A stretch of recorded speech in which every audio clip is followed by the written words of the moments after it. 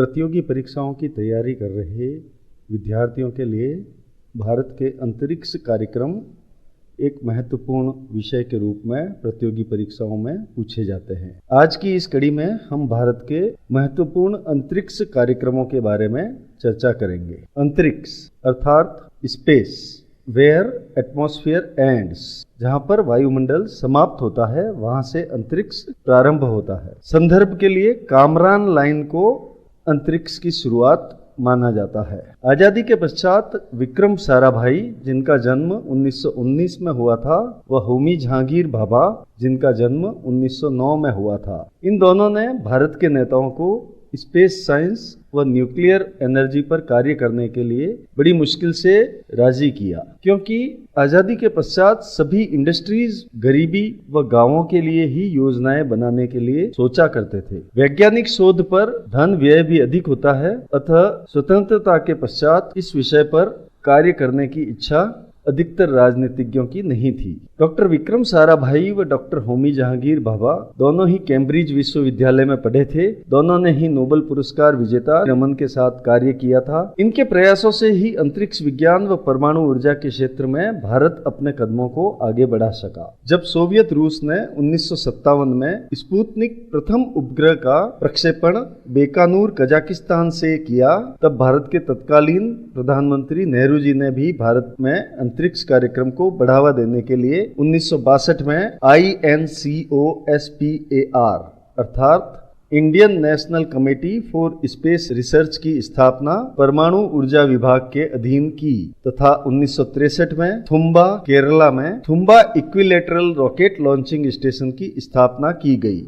यहीं से अमेरिकी रॉकेट नाइक अपाचे को 1963 में लॉन्च किया गया था। हालांकि भारत में इंस्टीट्यूट ऑफ फंडामेंटल रिसर्च की स्थापना 1945 व फिजिकल रिसर्च लेबोरेटरी अहमदाबाद की स्थापना 1947 में हो चुकी थी, तथापि उल्लेखनीय प्रगति 1962 के बाद ही हुई। ISRO was set up at Ahmedabad on 15 August 1969 by Government of India under Department of Nuclear Energy. Chairman was Vikram Sarabhai and he reports PM directly about their programs. Headquarter of ISRO established at Bangalore. In 1972, Space Commission and Space Department framed and ISRO starts work under Space Department. ISRO का उद्देश्य मानव जाति की सेवा में अंतरिक्ष प्रौद्योगिकी था। विकसित देश अंतरिक्ष में नई नई उपलब्धियां हासिल कर रहे थे। 1957 में सोवियत रूस द्वारा स्पुतनिक प्रथम का प्रक्षेपण किया गया। इसके पश्चात स्पुतनिक द्वितीय में प्रथम बार अंतरिक्ष में लाइका, जो कि एक कुतिया थी, को भेजा गया। वह धीरे धीरे अपनी क्षमताओं में सुधार करते हुए 1961 में वोस्टॉक प्रथम में यूरी गागरिन को प्रथम अंतरिक्ष यात्री बना दिया गया था। 1945 में एक उपन्यास के लेखक ने अपने एक उपन्यास में कल्पना की थी कि चंद्रमा पर पृथ्वी के एक स्थान से सिग्नल भेजे गए जो दूसरे स्थान पर मिले। इस उपन्यासकार का नाम आर्थर क्लार्क था। परंतु 1959 में जब एक ब्रिटिश वैज्ञानिक ने वास्तव में ऐसा किया, तो वही सिग्नल चंद्रमा से टकराकर 2.6 सेकंड बाद अमेरिका के एक केंद्र पर वापस मिले। इसी प्रकार प्रयोग के द्वारा विश्व में विकास जारी था व इस क्रम में भारत ने अपना पहला उपग्रह आर्यभट्ट सोवियत रूस के एक प्रक्षेपण केंद्र से 19 अप्रैल 1975 को प्रक्षेपित किया। प्रक्षेपण यान कॉस्मोस 3M था। इसके पश्चात रोहिणी उपग्रह को स्वदेशी स्पेस लॉन्चिंग व्हीकल द्वारा 1980 में प्रक्षेपित किया गया। डॉक्टर विक्रम साराभाई को भारत के अंतरिक्ष कार्यक्रम का जनक कहा जाता है। इनका कार्यकाल 1972 तक रहा। इसरो के अध्यक्ष के रूप में सर्वाधिक लंबा कार्यकाल इसरो के तृतीय चेयरमैन श्री सतीश धवन का रहा, जो कि 1972 से 1984 तक का रहा। वर्तमान में के सिवान इसरो के 10वें मुखिया के रूप में 2018 से कार्य कर रहे हैं। वह इससे पूर्व 9वें मुखिया किरण कुमार 2015 से 2018 तक रहे थे। के सिवान को 2019 में तमिलनाडु सरकार द्वारा doctor APJ Abdul Kalam award से सम्मानित किया गया था। इसरो से संबंधित अन्य केंद्र इस प्रकार है: ISTRAC ISRO telemetry tracking and command network centre. ये केंद्र बेंगलुरु, श्रीहरिकोटा, कार निकोबार व तिरुवनंतपुरम में है। विक्रम साराभाई स्पेस सेंटर तिरुवनंतपुरम केरल में स्थित है। It works in the field of launching vehicle. अर्थात यहाँ से लॉन्चिंग व्हीकल्स बनाए जाते हैं। सतीश धवन अंतरिक्ष केंद्र SHAR श्रीहरिकोटा में स्थित है। यह एक लॉन्चिंग पैड है, अर्थात यहाँ से प्रक्षेपण की प्रक्रिया की जाती है। Space application centre SAC Ahmedabad, इसका कार्य development of payloads and research on civil use of satellite. यह सैटेलाइट के कमर्शियल यूज के बारे में रिसर्च करता है। North east space application centre Shillong, national remote sensing centres NRSC, इसका मुख्य केंद्र हैदराबाद में है और हैदराबाद के अधीन देहरादून, जोधपुर, नागपुर, बेंगलुरु, शिलोंग व खड़गपुर के केंद्र कार्य करते हैं। Master control facility Hassan Karnataka व भोपाल मध्य प्रदेश में स्थित है। इसरो प्रोपल्शन कॉम्प्लेक्स, यह महेंद्रगिरी हिल तमिलनाडु पर स्थित है, जो कि क्रायोजेनिक इंजन का निर्माण करता है। इसरो की एक कमर्शियल यूनिट अंतरिक्ष भी है, ANTRIX Antrix. It is A commercial unit of ISRO established in 1992। इसका मुख्यालय बेंगलुरु में है। इसे एक मिनी रत्न कंपनी का दर्जा दिया गया है। यह दर्जा इसे 2008 में प्रदान किया गया था। It is a unit who sells the services of ISRO to other countries and earn foreign currency. Solar observatory Udaipur में स्थित है और इंफ्रारेड ऑब्जर्वेटरी माउंट आबू में स्थित है। Down range station port Blair में स्थित है। पेलोड का अर्थ लॉन्चिंग व्हीकल द्वारा ले जाया जाने वाला भार है। Payload is the luggage which is transported by the launching vehicles. Thrusters of the launching vehicles are ejected one by one after consuming fuel of them to reduce weight of launching vehicles. Type of orbits. उपग्रह अंतरिक्ष में पृथ्वी के चारों ओर चक्कर लगाते हैं। वो विभिन्न विभिन्न कक्षाओं में चक्कर लगाते हैं। इन कक्षाओं को ऑर्बिट्स कहा जाता है। ऑर्बिट्स मुख्यतः 3 प्रकार के हैं। Neo earth orbit, it is also known as lower earth orbit and about 200 to 2000 km above the earth. Due to gravitational force of earth, satellite in this orbit revolve many times around earth in a day. एक दिन में पृथ्वी के कई चक्कर इस कक्ष में स्थापित उपग्रह लगाते हैं। इस तरह के उपग्रहों के उदाहरण है एस्ट्रोनॉट्स, ओशियनसैट, सरल, RSS अर्थात remote sensing satellites, Megha Tropiques et cetera. Middle earth orbit, यह कक्ष पृथ्वी से 2000 से 35,786 किलोमीटर तक की ऊंचाई तक माना जाता है। इस ऑर्बिट में स्थापित उपग्रह एक दिन में 1 या 2 चक्कर लगाते हैं। इसके उदाहरण गगन, GPS, नेवस्टार, एयर ट्रैफिक मैनेजमेंट हेतु लगे सैटेलाइट, नेविगेशन सैटेलाइट, इस तरह के सभी उपग्रह मिडिल अर्थ ऑर्बिट में चक्कर लगाते हैं।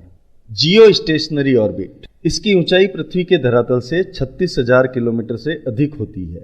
इसका इक्वेटर से झुकाव 0 डिग्री होता है और इनका रिवॉल्यूशन पीरियड पृथ्वी के समान होता है, अर्थात 23 घंटे 56 मिनट 4 सेकंड होता है। इसका मतलब ये हुआ कि ये सैटेलाइट भी अर्थ के किसी एक पॉइंट के रेस्पेक्ट में स्थिर रहते हैं, क्योंकि जितने समय में पृथ्वी अपने अक्ष पर घूर्णन करती है उतने ही समय में ये उपग्रह पृथ्वी का एक चक्कर लगाते हैं। इसे जियो सिंक्रोनस या जियो स्टेशनरी ट्रांसफर ऑर्बिट GTO भी बोलते हैं। यहाँ तक सैटेलाइट को लॉन्चिंग व्हीकल लेकर जाता है। इसके पश्चात वह अपने बूस्टर की मदद से आवश्यकता अनुसार अपने कक्ष में स्थापित होता है। यदि किसी सैटेलाइट को पृथ्वी पर विषुवत रेखा पर स्थापित करते हैं तो वो जियो स्टेशनरी कहलाता है, अदरवाइज यह सैटेलाइट जियो सिंक्रोनस कहलाता है। दोनों ही 23 घंटे 56 मिनट व 4 सेकंड में एक रिवॉल्यूशन पूरा करते हैं। देशांतर पर स्थापित सैटेलाइट सन सिंक्रोनस सैटेलाइट कहलाते हैं।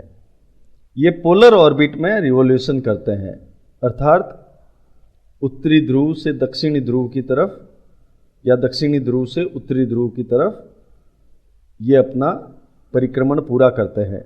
ये उपग्रह पोलर रीजन्स की इंफॉर्मेशन सूर्य के साथ सिंक्रोनाइज करके प्राप्त करते हैं। जिस प्रकार भारत की अंतरिक्ष एजेंसी का नाम इसरो है, उसी प्रकार इजराइल की स्पेस एजेंसी का नाम ISA, चीन की स्पेस एजेंसी का नाम CNSA, जापान की स्पेस एजेंसी का नाम JAXA व अमेरिका की स्पेस एजेंसी का नाम नासा है।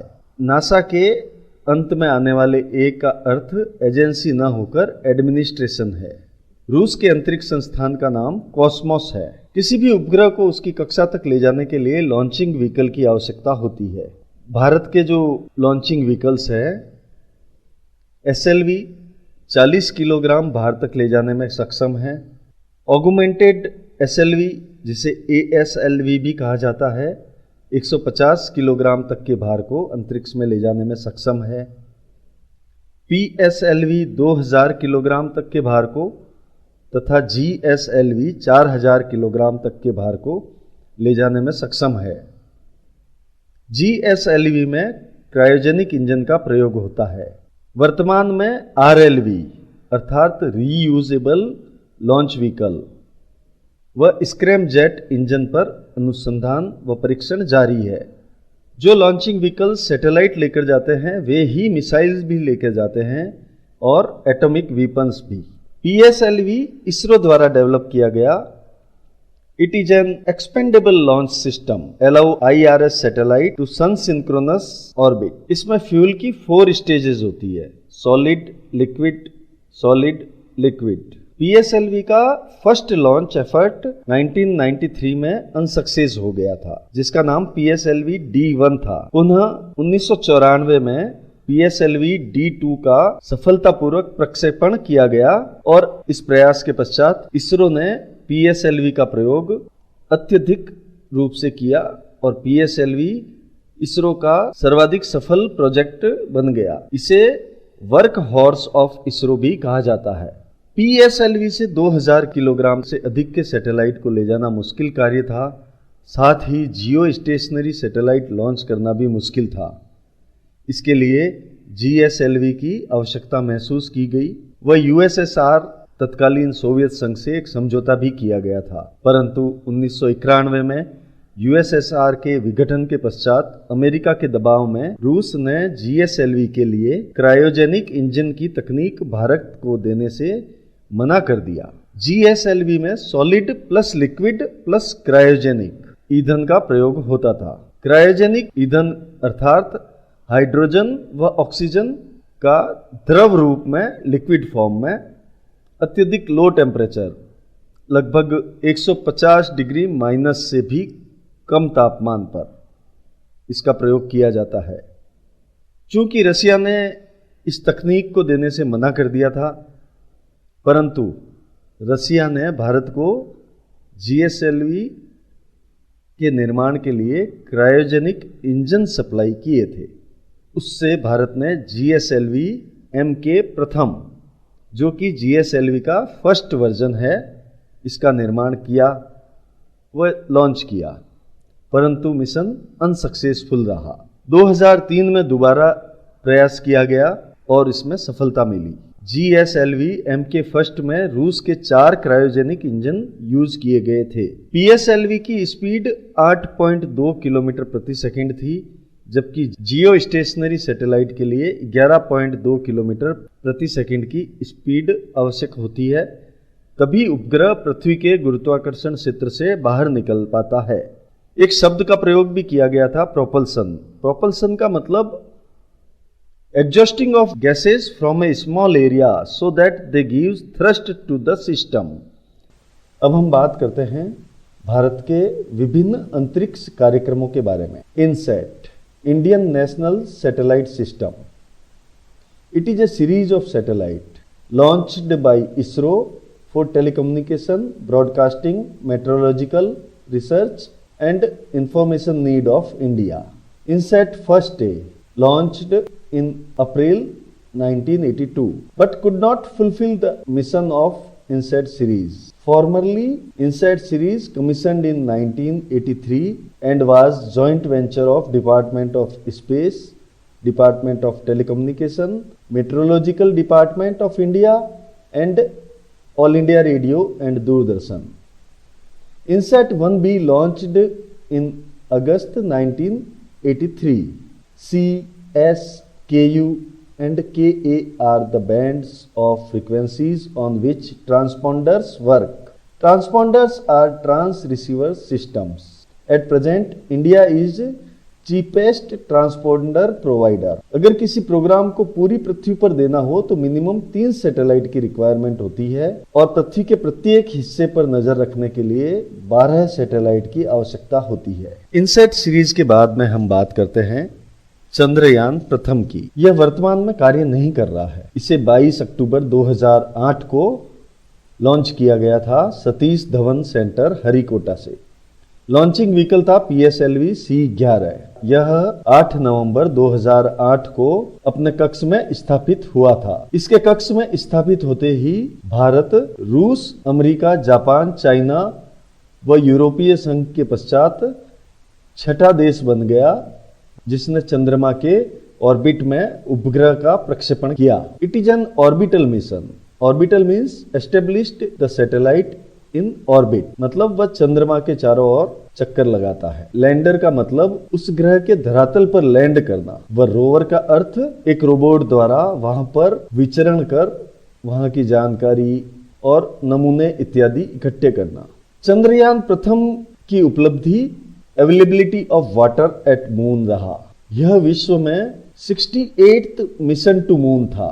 फर्स्ट मिशन लूना सेकंड था जो कि सोवियत यूनियन का था और 1959 में इसे लॉन्च किया गया था। चंद्रयान सेकंड 22 जुलाई 2019 को लॉन्च किया गया था। लॉन्चिंग व्हीकल GSLV Mk3Mi, जिसे बाहुबली भी कहा जाता है। यह 4000 किलोग्राम तक के भार को अंतरिक्ष में ले जाने में सक्षम है। चंद्रयान द्वितीय का वजन 3850 किलोग्राम था। चंद्रयान द्वितीय को चंद्रमा के साउथ पोल पर सॉफ्ट लैंडिंग करनी थी, परंतु 2 किलोमीटर पहले से स्पीड कंट्रोल नहीं हुई और यह क्रैश हो गया। लैंडर विक्रम से कांटेक्ट नहीं हो पाया। अगर सॉफ्ट लैंडिंग हो जाती तो चांद की सतह पर पहुंचने वाला भारत चौथा देश होता, अमेरिका, सोवियत यूनियन व चीन के बाद, तथा दक्षिणी ध्रुव पर लैंडिंग करने वाला भारत पहला देश होता। इस मिशन में रोवर का नाम प्रज्ञान था तथा लैंडर का नाम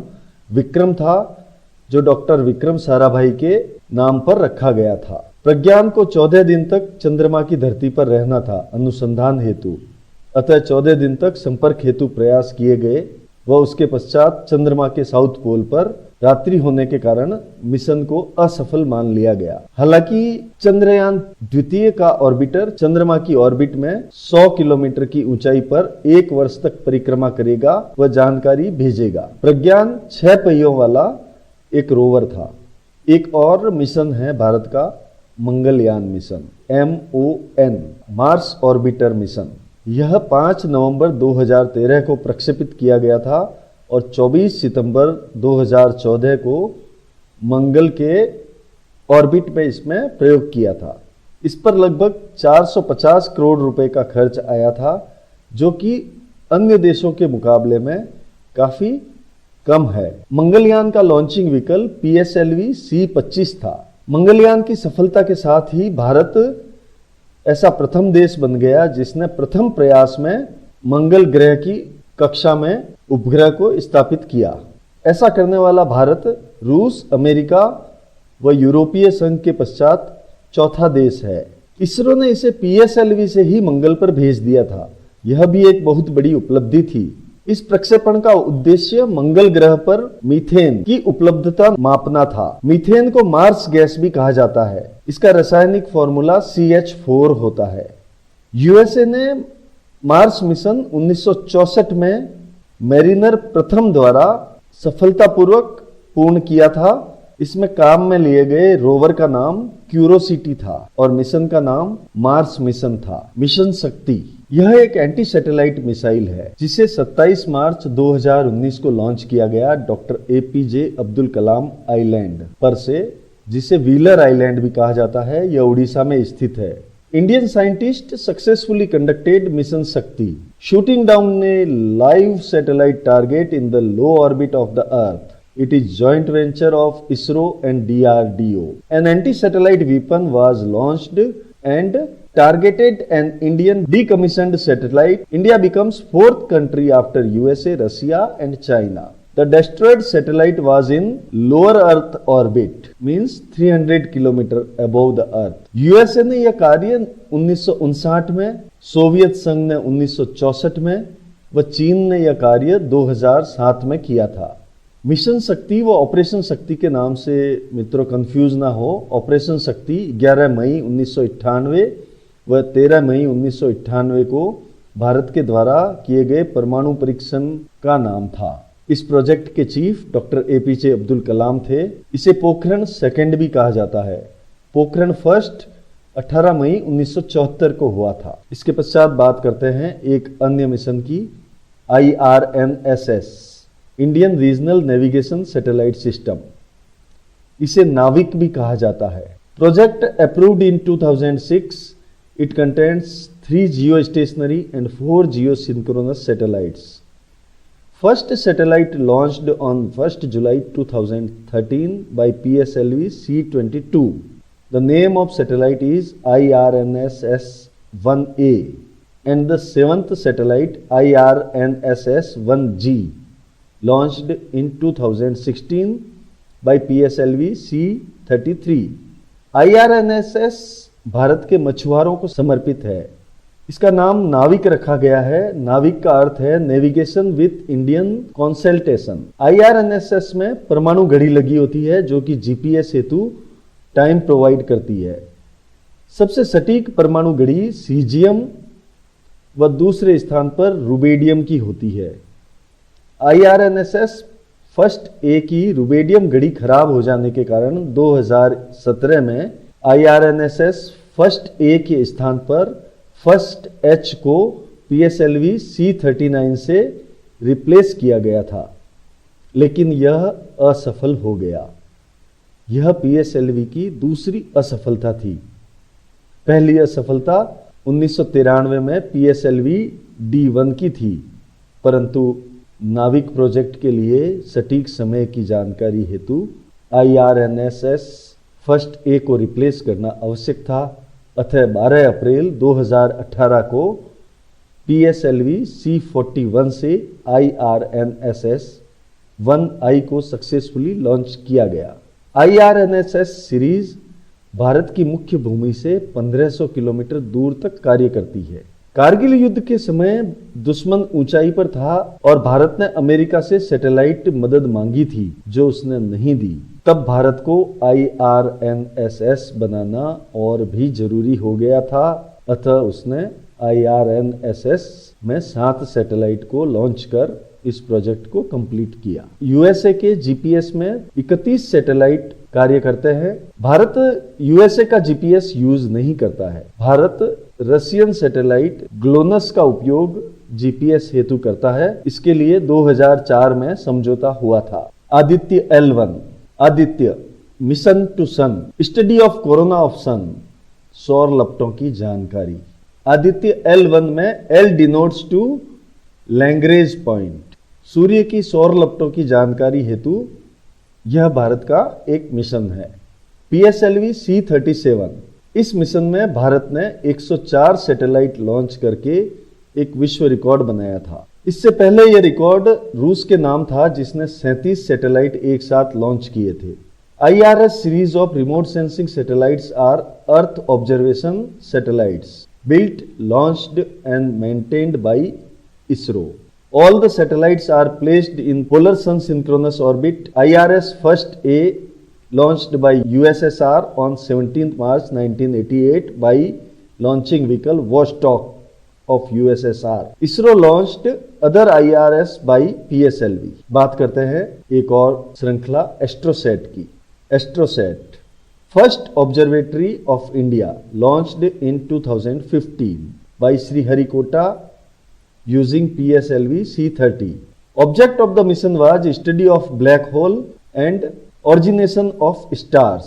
यह नासा के हबल टेलीस्कोप का मिनी एडिशन है। नासा अपने हबल टेलीस्कोप को जेम्स टेलीस्कोप से रिप्लेस कर रहा है। इसरो का एक और महत्वपूर्ण मिशन गगनयान। इससे पहले 2022 में लॉन्च करने की प्लानिंग थी, परंतु इस लॉन्चिंग के समय को घटाकर अनुमानित समय दिसंबर 2021 दिया गया है। इसके हेड पहले R हटन थे जो कि पीएसएलवी के भूतपूर्व निदेशक थे। 2004 में इस मिशन का नाम व्योम मिशन था। इस मिशन का उद्देश्य था प्रथम मानवयुक्त अंतरिक्ष मिशन।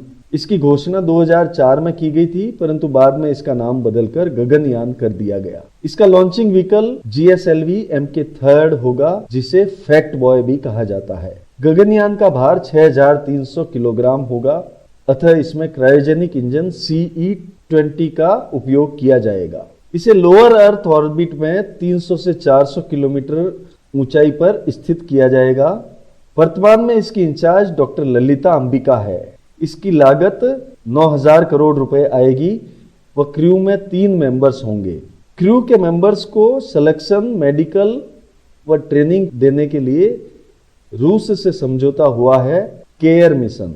केयर का अर्थ है crew module atmosphere re entry experiment, अर्थात रिकवरी ऑफ क्रू मॉड्यूल। इसे 2014 में लॉन्च किया गया था सतीश धवन सेंटर श्रीहरिकोटा से। यह 126 किलोमीटर ऊपर जाकर अलग हुआ व इसकी लैंडिंग वापिस बंगाल की खाड़ी में हुई। इसका मॉड्यूल एल्यूमिनियम से बना था, जो कि मजबूत व हल्का होता है।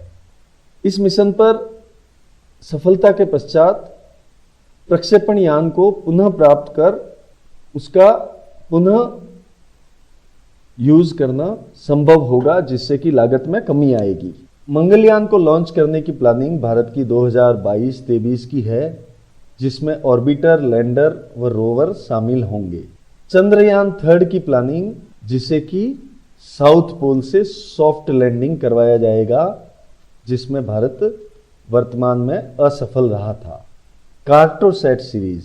This series of satellite are a type of earth observation satellite indigenously built by India. It is a sun-synchronous satellite series. They are specifically launched for Earth resource management and monitoring. Up till now, 8 Cartosat have been launched by ISRO. Cartosat first launched by PSLV-6 on May 5, 2005 from Satish Dhawan Space Center, Sriharikota. Cartosat 2, it is a series of A to F and launched in between 2007 to 2018. Cartosat 3 इसके द्वारा America के 13 nano satellites को PSLV C-47 से launch किया गया था। Space centre के बारे में भारत का अनुमानित कार्यक्रम 2030 का है। इसमें 4 या 5 यात्रियों को 15 या 20 दिनों के लिए अंतरिक्ष में भेजने का प्रयास भारत का रहेगा। इंटरनेशनल स्पेस सेंटर, इसकी कैपेसिटी 6 पर्सन की है, जो कि लोअर अर्थ ऑर्बिट अर्थात 330 से 430 किलोमीटर के बीच में स्थित है। यह 90 मिनट में पृथ्वी का एक चक्कर लगाता है। यह नासा ROS कॉस्मोस का एक संयुक्त मिशन है। 1998 में इसको लॉन्च किया गया था। वर्तमान में इसमें जापान व यूरोपियन यूनियन भी सम्मिलित हो गए हैं। इसमें एक सोयूज एयरक्राफ्ट भी है, जो कि इंटरनेशनल स्पेस सेंटर के पैसेंजर्स के इमरजेंसी यूज के लिए है। भारत का एक और मिशन है गगन। गगन अर्थात GPS added geo augmented navigation. यह इसरो व एयरपोर्ट अथॉरिटी ऑफ इंडिया का जॉइंट वेंचर था। फर्स्ट गगन GSAT-4 के साथ इंटीग्रेटेड किया गया, जो बाद में फेल हो गया। तत्पश्चात GSAT-8 व GSAT-10 के साथ गगन को इंटीग्रेटेड किया गया, जो कि सक्सेसफुल रहा। एक और मिशन है HISIS अर्थात HYSIS, पूरा नाम hyper spectral imaging satellite, along with other 30 satellites of 8 countries, has successfully launched by PSLV C-43 from Harikota on 30th November 2018. It will be primarily used in agriculture, forestry, soil survey, geology, coastal zone study, inland water study, environmental monitoring, pollution detection from industries, etc. GSAT-29 is launched by GSLV MK3 D2 from Sriharikota on 15th November 2018. GSLV MK3 D2 was the heaviest launcher. On 6th December 2018, the heaviest satellite GSAT-11, जिसे big bird भी कहा जाता है, इसका वजन 5,854 था। इसको VA-246 के द्वारा लॉन्च किया गया। VA-246 रूस का रॉकेट था और इसे फ्रेंच गुयाना से लॉन्च किया गया था। It is for satellite based internet where cable internet could not be reach. GSAT series is for communication and data. India becomes self-reliant in the broadcasting by this GSAT. First maiden flight of the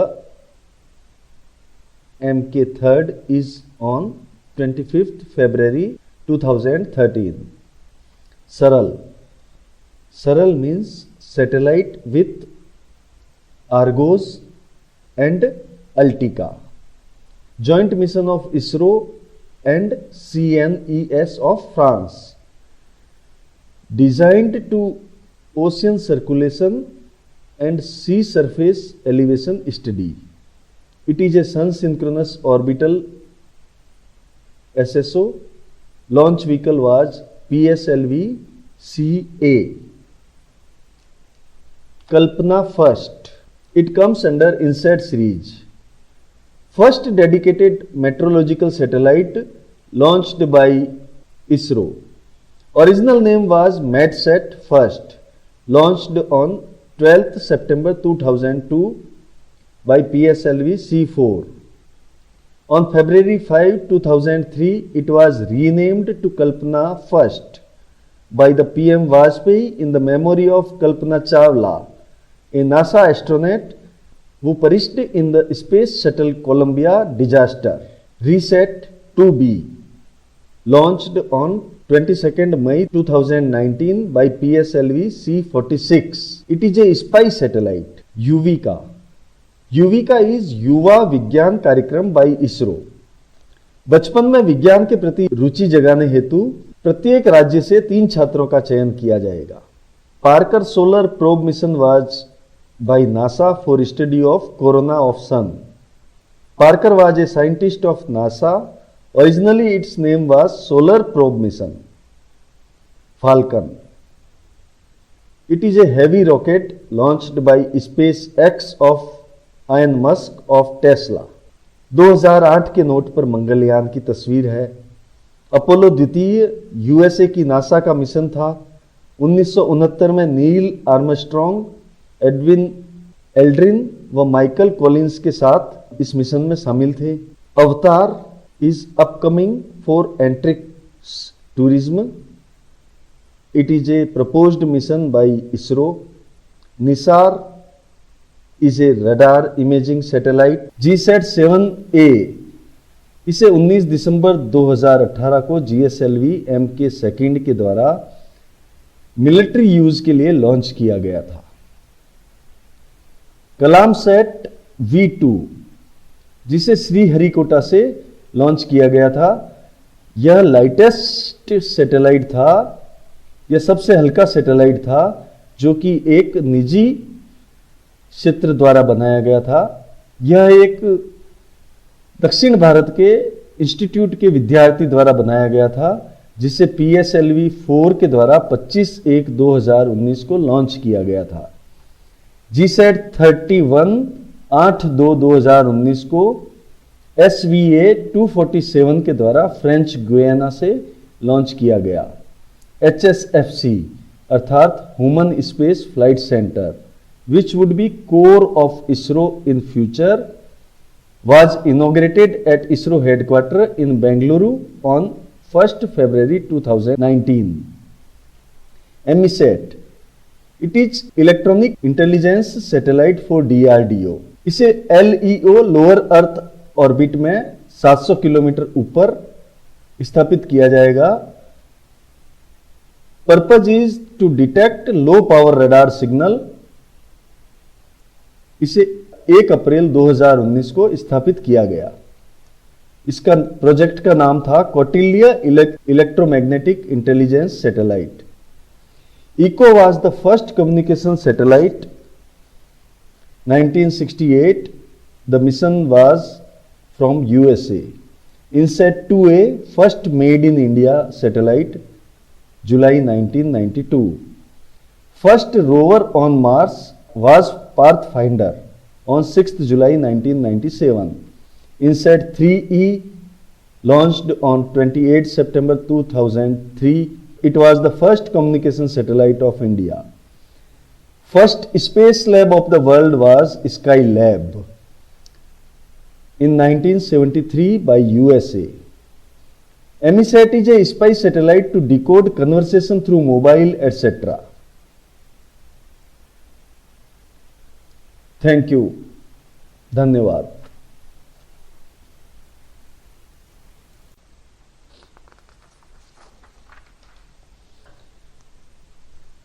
और भी कुछ जानकारियां हैं